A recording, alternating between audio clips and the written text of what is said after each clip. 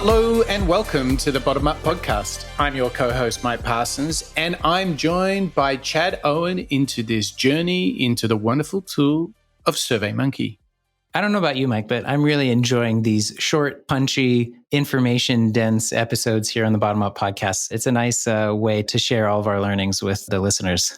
It is. It's pragmatic, and I like this idea of punchy. So let's really throw some punches about how to think about preparing your survey for SurveyMonkey. Now, you're going to first think, hey, guys, on the last show, you gave me a bit of an introduction to surveys and quant research. And now, before we open up the tool at surveymonkey.com, we're going to talk about a research plan. And you're like, guys, this is a whole lot of planning and talking. I just want to get in and create the survey. Right, exactly. But how important is it, Chad? Because if you don't think through a survey on SurveyMonkey, if you don't think through your research, well, number one, you're not going to get the most out of it. But it takes a fair bit of time to build a survey that works properly. So you want to make sure that the plan, what you're hoping to learn from it, is actually thought through. Otherwise, it can be a long and somewhat expensive process, right? Oh, yeah. You can go down roads you'd never meant to go through. Going back to this story about doing interviews and surveys in China, I was so worried on that trip because I was literally flying around the world. And, a week beforehand, I kind of had a oh no moment where I realized that I hadn't quite solidified everything in my research plan because I knew that once I started, I couldn't really stop. So, imagine knowing that you're going to talk to 50 different people, conducting 50 different interviews and 50 surveys. You have to know exactly what you're going to do ahead of time because you can't change it midstream because that's going to affect the data and the information that you're collecting. So I can't stress how important it is to have a research plan in place because it really just makes the data rock solid in the end. It does. And it's a survival tool as well. What's really important is it points out a very distinct difference between quant and qual research because quant, you need to always keep the baseline the same. Mm-hmm. So you can't change the questions in the survey midstream because then the data doesn't match because the first half of the respondents answered these questions. The second half of the respondents answered different or slightly different. So therefore, it's harder to compare them. Yeah. So I think our big piece of advice for this show, make a research plan. Frame how you're going to think about your research. And I think one of the most important parts of a research plan is what questions need to be answered. Like how many of our customers are aged 18 to 24 is a very legitimate key question to be answered. What interests do our customers have? How much do they spend on fashion every month, just as an example? Do they live in urban or rural areas? Just get that clear because often your survey is not a kind of isolated one-off event. It's part of maybe an effort to build a product, to do a marketing campaign, to improve customer experience. So you should have a research plan that you share and present to your colleagues and or clients. And Chad, how beneficial is it when we get our research plans together and we share them with each other and our clients? I mean, when you've been in that process, how has this been helpful for you when you're like owning the strategy for a huge new product? The clients demand it. So at the outset, it can really just be a Google Doc. And you start with like, what do we want to learn? What are our goals in conducting this research? Then you should have some important questions to be able to screen your respondents to be sure that you're collecting data from the right individuals. So that can be demographic or behavioral, psychographic. Can we talk about screeners just for a second, Chad? Sorry to just capture you in mid-flow No, they're there. so important. But seriously, thinking through your screening questions is a chance to say, well, who is our target audience here and who's not?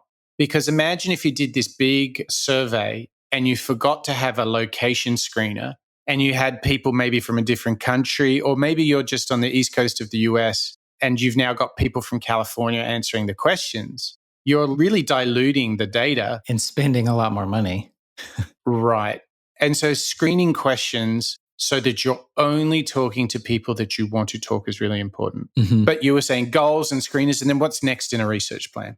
How the data is going to be collected. Are you putting it into an Excel spreadsheet that everyone's looking at? Are you putting it into a really awesome tool that we use called Dovetail, a database? And just being sure that you have a plan to keep and store the data and be able to share it with everyone that needs to have access to it. So true, because, so often people are like, oh, where's the stuff? And they're like, all the data's in this place. Well, do I have access? Oh, no, you need a login. Oh, I don't have a login. And you just lost 48 hours. So a research plan can be so practical like that. For example, if you're working with a virtual team, you're like, oh, we're going to need to give, Joe and Jane access because they're in a different market. And then I think once you recognize that your quant survey is perhaps part of a larger series of efforts to get closer to your customer. We talked a lot about this in the previous episode. Why don't you share with us, Chad, like, how did you find it when you've been making research plans? What's the benefit of sort of mapping out the process and the context in which this survey is going to happen in a broader program? The best thing for me actually was, because I had such a detailed research plan, I could recruit a partner to help with the research. So imagine having to source your own survey and interview subjects in 4 different global locations. That can be pretty tough if that's not your daily work. But because I had the research plan, I could share that with a third party, and they helped recruit the right individuals to give us the right information for that particular project. So just having the research plan makes it so much easier to keep everyone on the same page and know where this part of the research fits in the grand scheme of things. So this may be your first quantitative survey that you're doing, your deep mapping exercise, or it could be later in the process as you're validating some ideas maybe that you and your team have come up with. Totally. Now, before we run away, let's give everyone a couple of quick best practices that we have learned through long, hard suffering. If you've got your research plan, here's the next golden advice. If you're making a survey, never, ever make it more than 15 questions. And make sure that it can be done realistically in about 5 minutes. Because, Chad, what starts to happen when there's too many questions and it takes too long? What have we seen time and time again? Even when you get close to 15, what starts to happen if you're asking too much of the user? Well, they're either dropping out and exiting the survey, or you're getting really crappy answers to the survey questions.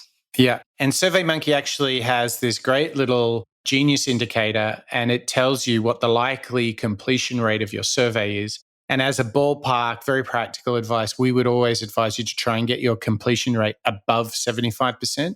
That's really, really handy. But we should, before we go, let's just quickly talk about good types of questions. To cast it in a negative, don't ask too many open questions, because then you're going to have a ton of data to look through and it's very hard to draw statistical relevance from. So how do we like to frame our advice around what type of questions, Chad? Well, you should always ask, well, not always, but you should ask more closed questions, which are simple yes, no's, multiple choices. We love using, the rating scale 0 to 10. I've found that maybe sliding in one open question can kind of be that catch-all for, crazy ideas that your customers might give you. But you really shouldn't ask any more than one open-ended question on these surveys. Because again, you want them to be able to do it in less than 5 minutes, and you want to be able to slice and dice the information and the data easily, which, you have to have the rigidity of the multiple choice yes, no, and the scales to do that. Exactly. Well, there you have it, guys. 2 big, life-saving bits of advice. I wish we had known this a decade or 2 ago. 1, have a research plan. 2, keep it short and simple with some closed questions, and you'll be on your way. And get ready, ladies and gentlemen, because in the next episode of the Bottom Up Podcast, we'll be designing your SurveyMonkey survey. So we're going to get right into the tool and unlock some value there. So there you have it. That is another Bottom Up Podcast. We'll see you next time.